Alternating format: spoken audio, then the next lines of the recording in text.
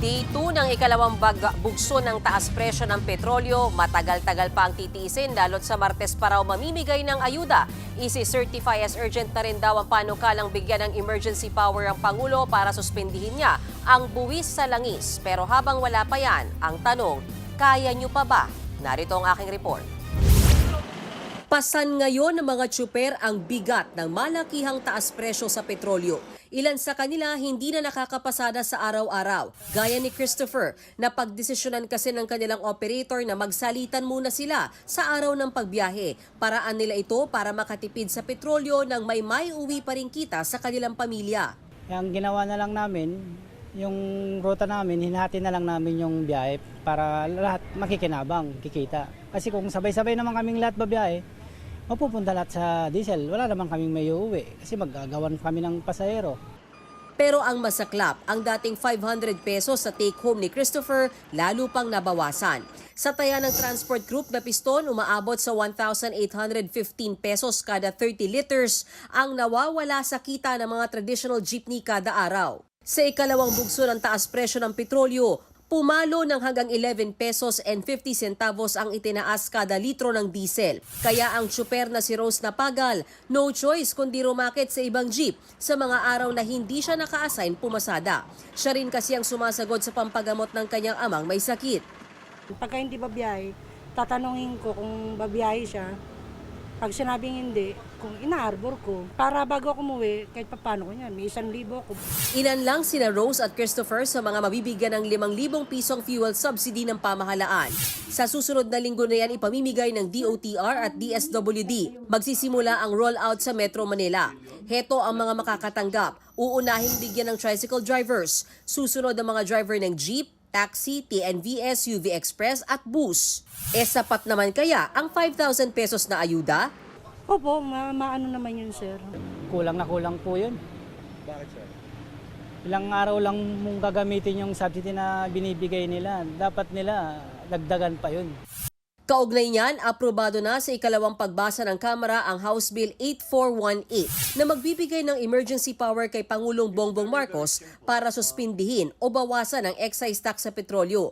Una na ring sinabi ng Pangulo na isi-certify niya ito as urgent. What we asked of the legislature is really very simple. When the price of oil has breached $80 per barrel on average for a month, then the emergency powers can be exercised. Does that mean that you will necessarily do it? But it can be exercised by the president. Yun lang ang hiningi. Sa Senado naman, lusot na in principle ang nasabing panukala sa Committee on Ways and Means.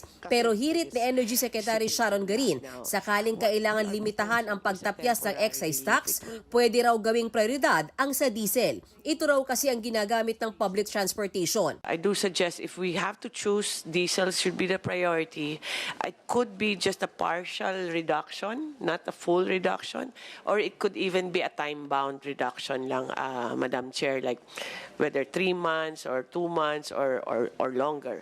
But whichever DOF deems suitable for our national budget.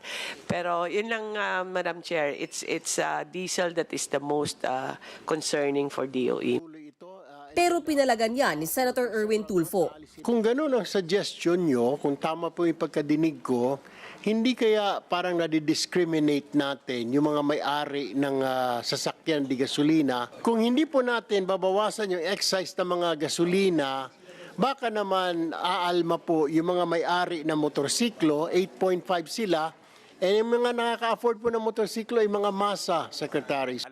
Babala naman ni Senator Win Gatchalian, dapat araling mabuti ang pagbawas sa excise tax dahil makakaapektuhan niya ito sa pag-unlad ng ekonomiya ng bansa. 2025, bumagal po yung ating economic growth at inaasahan rin ho natin na itong 2026, baka bumaba yung koleksyon ng gobyerno. Kaya kailangan ho natin balansihin itong sitwasyon na ito. Sa gitna naman ng taas presyo sa petrolyo, may iminungkahi si Swerte Party List Representative Arlene Ayon. Huwag daw munang manghuli ng traffic violators. Pwede ba nating no apprehension muna for 2 weeks or 3 weeks for the meantime? Habang naghihirap yung ating mga tao, habang lubog tayo ngayon sa kahirapan dahil sa sitwasyon natin. Pwede ba yon? Pero tinablayan ng LTO. Road safety po ito eh. Yung mga ina-apprehend po namin, yung may mga violations. So kung magko-comply po yung mga kababayan po natin at hindi sila gumagawa po ng mga traffic violations, wala po silang problema sa amin sa LTO. 2022 pa raw dapat nakapaghanda ang Administrasyong Marcos sa epekto ng giyera sa Middle East. Ayon yan kay VP Sara Duterte. Sinabi yan ng vice sa isang ambush interview kasabay ng itinaos na misa sa Davao City sa anibersaryo ng pag-aresto kay dating Pangulong Rodrigo Duterte. Dismayado raw si VP Sara dahil wala siyang nakikitang ginagawa ng pamahalaan kaugnay ng epekto ng sigalot. Una nang sinabi ng vice na madali lang magpadala ng eroplano sa mga OFW na naiipit sa Middle East. Una na rin siyang sinagot ng Malacanang na hindi raw siya nag-iisip at hindi niya alam ang mga nangyayari sa ground. Dapat noong 2022 pa lang naghanda na ang pamahalaan na ito. Pero wala tayong nakitang paghanda at wala tayong nakikita na pagbibigay man lang ng solusyon sa mangyayaring problema sa susunod na mga buwan at sa susunod na taon. Ramdam na sa presyo ng mga pagkain ng sigalot sa Middle East. Domino effect pa rin yan ng taas presyo sa petrolyo.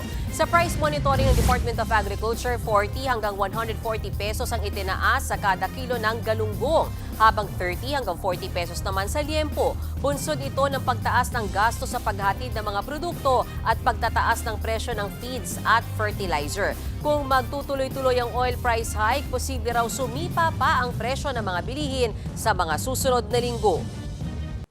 Mga kapatid, Mean Los Baños po, huwag magpahuli sa mga balita at impormasyong dapat ninyong malaman.